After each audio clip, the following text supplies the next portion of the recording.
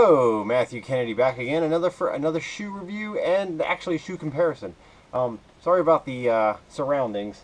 The days are getting shorter, so I'm running out of a light to work outside with. So decided to do it in my basement tonight. So I know it kind of looks like a sketchy terrorist, torture room or something. But hey, it is what it is. So today I'm going to finish my review on the Hoka One One Speedgoat. From my initial review, I told you guys I really love this shoe. I loved the traction. It was really good. I liked the fit. I liked the tongue. But I really liked the traction. It just felt good. The cushioning in it was really nice. So I just kind of want to revamp everything I had to say. And there are a few things that I kind of disliked now that I didn't really mention before. But I mean, overall, I still like the shoe. I'm going to start with what I really liked about this shoe. I have about 200 miles on this shoe, so we got some good distance in them. So they're still holding up really well. The lugs on the bottom, they're wearing out a little bit, but they're still pronounced. I wouldn't say they're 4 millimeters anymore, but I'd say they're 3.5 or close to 3. So they still stick really good. I still stand behind the grip of these shoes because they are amazing. They grip amazing. If you live in any rocky terrain, I live in Pennsylvania on the Appalachian Trail, so I mean rocks. That's just if you're going to run trails, you're going to run into rocks here, and these lugs do well. I really like this shoe because of these lugs. I also like this shoe because of the cushioning. It is super cushioned. Going long in this shoe is not an issue at all. You can go 30, 40, 50 miles. Longest run I've had in these shoes was 30, and they did well the entire time. So I like that. The tongue, I still like the fit of the shoe. Overall, I like the fit of the shoe. I like how it feels. It's it's soft on the inside. This mesh is kind of open a little bit, and things do get in. I mean, debris gets in. How I alleviate that is I have a pair of the Injinji trail socks, and they do really well. They're real thick. They don't let stuff come in your foot. So I like those socks compared with, or coupled with these shoes. Things that I kind of liked before, but I don't like. So one thing I kind of ignored in my initial review was the sizing of this shoe. The sizing's good, but the width, it is very narrow. And you know what? Sometimes I'll chalk that up. I'll put a shoe on initially. It'll be narrow. It'll be narrow for the first 50, 60 miles, and then it spreads out and it kind of fits to my foot. This shoe didn't. It stretched out a little bit, but it's still narrow. I mean, I can still feel my foot. It's not like wearing an Ultra. It's not even like the Challenger ATR. The Challenger ATR did a better job of, kind of forming to my foot. This shoe just never really did, and that was a bummer for me. If you have wide feet, steer clear of this shoe because I don't think it's going to be the shoe for you. I would suggest if you have a wide foot, go with an Ultra. I did review the Ultra Superior 2.0 on my channel. I've also ran the Ultra 1.5, and they definitely have a wider toe box, which I love. I mean, I'm running in my Superiors right now, and I'm really digging them. Not that I'm not digging these, but I'm also digging them. It's a completely different kind of shoe. The lacing on this shoe, it's just a bit annoying because to alleviate the narrowness, I kind of leave the front of the shoe a little bit unlaced.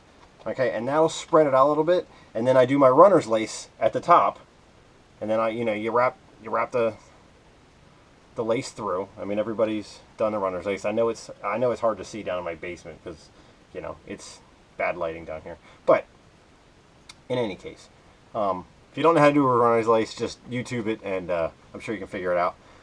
You'll tie these laces down, but if you leave that open, you got a little bit of lace to work with, and that was a bit annoying. So didn't like that. What else? Oh, I first mentioned that I really liked this thing because of the tall grass. The water really didn't get in. Well, when water does get in, it doesn't get out past that line. So you have water for a long time. I know the 30 miler I did in this shoe, I started in the morning at about 4 in the morning. And the dew had just started. I ran across a couple fields, and water really got in there, and I was sloshing around for a while because I did have my Injinji socks on that were thick. It it made for, you know, about an uncomfortable hour, and I really wasn't a fan of that. So yes, this will keep the water out, but just be advised, if you sweat a lot, the water's not going to leave. So it'll leave eventually, but it takes a lot of time. Again, I don't like the toe guard on this. It's just too thin, especially in Pennsylvania. We got lots of rocks. You kick a rock, it's not going to help. So overall, I still love this shoe. It's light, it's cushioned, and it has amazing traction. And those are the things that I really, really like. I like a light shoe. I can't stand, and that's why, you know, I didn't like a lot of the older Hokas, because they were so heavy. But Hoka's really coming out with light stuff now. I like it because it's light. I like it because it's got amazing traction. Because I live in Pennsylvania, you gotta have traction. And it's stood the test of time, and it cushions. I mean, after 200 miles, it's really good. One other qualm, and I don't like, is the outsole. Okay, I like the lugs. I like these flex screws in here. These flex screws make this shoe more flexible than it should be for the amount of cushioning that it has. One thing I hate is this thing right here. This hole that they put in the, I mean, obviously they're trying to cut weight. Got it. Love the idea.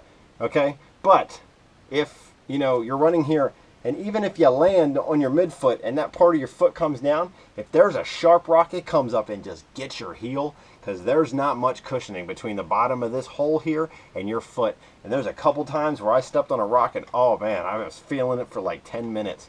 So again, if you don't live in rocky terrain, don't even worry about it. But that was another qualm that I had. That hole right there killed me. I mean, a couple times.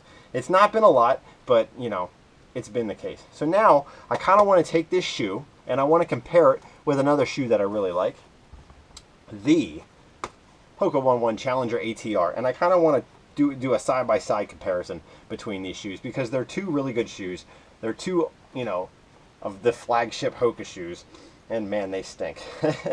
So lightness. These shoes are noticeably lighter than the Speedgoat, and the Speedgoat's light. I think the Speedgoat at size 9 comes in at about 9 something, right? These are 8 ounces, or, you know, just over 8 ounces, which these are, you know, high 9s. So you got a couple ounces there. Not a huge factor, but you know, it can lead to a little bit of difference when you're going long in them. I like this shoe better for traction than this shoe. This shoe is more versatile though. This shoe doesn't do too well on the road. Now, you'd be saying, Matt, why are we running on the road with the Speedgoat? And for me to get to the trail, I have about a quarter mile to a half mile to run on the road to get to the trail. I don't always like to park at the trailhead. I like to just run there sometimes. And these lugs, they're a little bit flatter, they're a little bit less pronounced. So you can take this on the road and you won't feel it as much. Where with this, I mean, I can't wait to get off the road, because this isn't a road shoe. And you know, I mean, Carl, when he designed it, that was specific. It was a trail shoe, and this is what he was going to run in. So Carl runs trails, so that's what he designed this for. So yeah, just a side note, not a great shoe on the road at all. I definitely like the tongue in this a lot better than the Challenger. Again, this tongue is super thin, and when you cinch down those laces, it'll dig into your foot sometime. Toe box on this, a lot wider, and it's not even a wide toe box. It's just that this shoe is so narrow, and it hasn't really, it's stretched out a little, but not enough for me. I put my foot in this shoe now. I don't know how many miles I have in this anymore. I've got a ton, but I mean, this is over 300 in this shoe, but I forget my foot's in there. I mean, this shoe is pretty much molded to my foot. I mean, it's coming, there's fraying here a little bit just from maybe my foot popping out or whatever, but yeah, for the most part, this shoe is molded to my foot. Overall, like going long, that's a tough call. This shoe is amazing for going long. I mean, just the cushioning in the shoe is a lot more pronounced than this. It's softer than the Challenger. It's a higher stack height. I think the drop is very similar in both of these shoes. I guess for shorter distances, I would want to go with the Challenger ATR. And if I'm going really long, I want to go with the Speedgoat. Side-by-side comparison, if I had to go do a trail race right now, I'm training for the JFK 50. and I'm having a hard time deciding which shoe I'm going to run in. I think I'm going to run in the Challenger ATR. Obviously not this pair. I'm going to probably buy another pair. But, yeah, just the type of terrain that you run on. Yeah, it's rocky at times, but there's also flat. There's also road. And this shoe is strictly trail. I mean, I don't know yet. I still might run the JFK in this, or I might run it in the Challenger ATR. I'm not sure right now. It's going to be my first 50 miler, so we will see. But overall, you can't go wrong with either one of these shoes. If you're a fan of Hoka's, both of these shoes will work well. If you've run in the Clifton, this shoe is very similar than the Clifton. So side-by-side comparison, if I had to pick one shoe, I would pick the Speedgoat. Just for the fact of when you need the grip, it's got it. The cushioning is amazing, and even though it's not as light as this shoe, it's still light. And yeah, I can't get past the cushioning in this shoe. The cushioning in this shoe is just amazing. It's so good. It's so good. So yeah, if I had to pick, if I absolutely had to pick, I definitely would pick the Speedgoat. Nothing against the Challenger ATR. This is an outstanding shoe, and over most shoes, I would pick this shoe. But yeah, just the feel of this shoe, I can get over how narrow this shoe is because my foot is not super wide. It's actually not wide at all. So my foot fits in there. And I mean, once I'm 15, 20 miles into the run, I'm really not thinking about that anyway. It's not rubbing to the point where I'm getting blisters or anything like that. Again, if you have a wide foot, you probably don't want to go the shoe. Or go to the running store and try it on, okay? That's the best bet. And just understand that if you try it on at the running store, it's not going to get much wider. So when you put your foot in there, you're going to go, wow, this is narrow. And you've done that with other shoes, and then they've kind of spread out. Not the case with the Speedgoat. So, all right, so that's my final review of the Speedgoat. I found some things that I didn't initially think that were going to be a problem that became a problem. And then I did a side-by-side comparison of both the Speedgoat and the Challenger ATR. Coming up, I got a great deal on a Suntoe Ambit 2. I know that the Ambit 3 is the new hotness right now. I'm going with the Ambit 2 just because it was like $300 cheaper. So I want to kind of do a review with that, kind of show you what you can do with the Ambit 2. And then I'm going to put a link into the website so you can get the deal that I got. It's definitely a lot cheaper.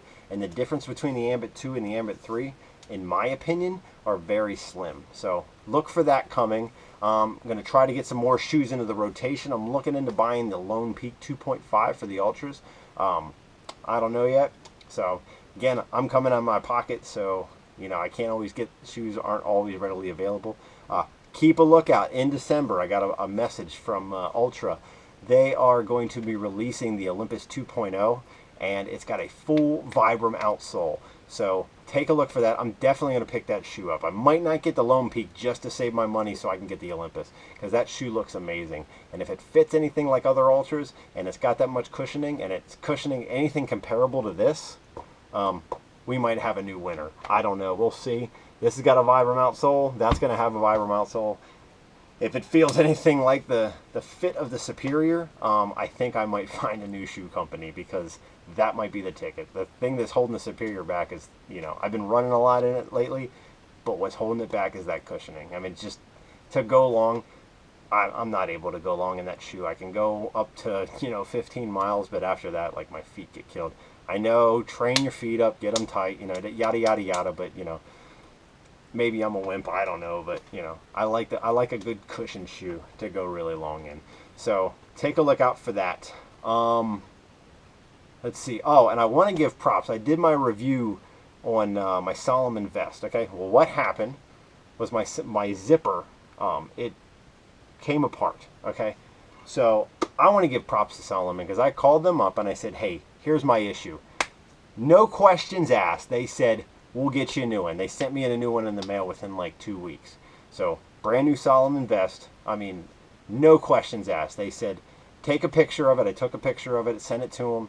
The process was super easy. It's a great company. They stand behind their products. And if their product, falls apart or something, some kind of defect in it, they will definitely replace it. So if you're looking into vests, definitely look into Salomon, because they really hooked me up and they really took care of me. So just wanted to give props there. Let me know what you think. I know there's not a ton of subscribers on this channel, but if you see this video and you're this far into it, I know we're like 15 minutes into it, but let me know if you want me to go over some like running clinics or things that I do to train. I know I'm not the greatest runner in the world, but I do try some things, and I try new and innovative things.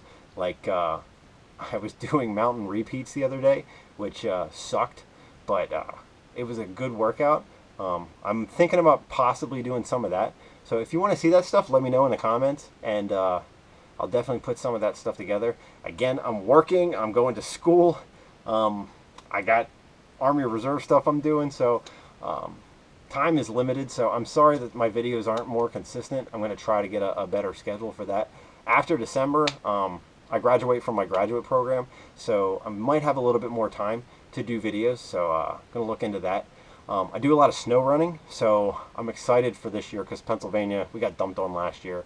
I want to do some snow running videos and kind of, how to snow run.